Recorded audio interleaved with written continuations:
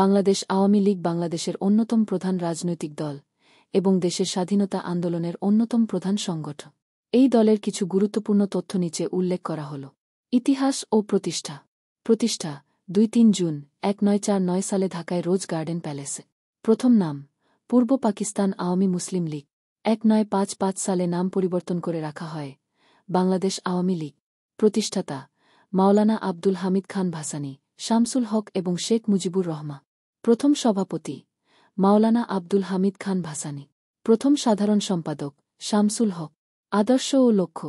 আদর্শ ধর্মনিরপেক্ষতা, গণতন্ত্র, সমাজতন্ত্র এবং জাতীয়তাবাদ।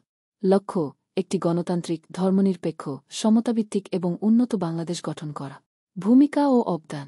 বাংলাদেশের স্বাধীনতা ১৯৭১ সালের মুক্তিযুদ্ধে নেতৃত্ব দেয়। সংবিধান প্রণয়ন। স্বাধীনতা লাভের পর ১৯৭২ সালে বাংলাদেশে প্রথম সংবিধান প্রণয়ন। জাতীয় নেতারা শেখ মুজিবুর রহমান, শেখ হাসিনা এবং অন্যান্য নেতারা। বর্তমান অবস্থা। বর্তমান সভাপতি শেখ হাসিনা, প্রধানমন্ত্রী। বর্তমান সাধারণ সম্পাদক ওবায়দুল কাদের। ক্ষমতায় ২০০৯ সাল থেকে টানা ক্ষমতায় আছে এবং বর্তমানে ২০২৪ সালে এই দল সরকার পরিচালনা করছে।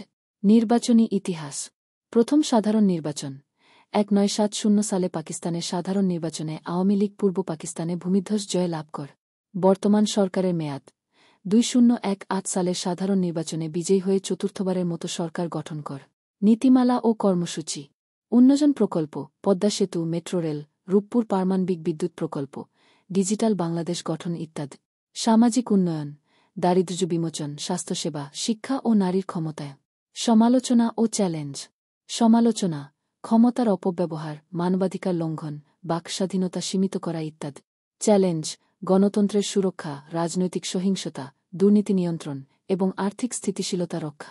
বাংলাদেশ আওয়ামী লীগ বাংলাদেশের রাজনীতিতে অত্যন্ত প্রভাবশালী এবং দেশের বিভিন্ন গুরুত্বপূর্ণ পরিবর্তনে অবদান রেখেছে।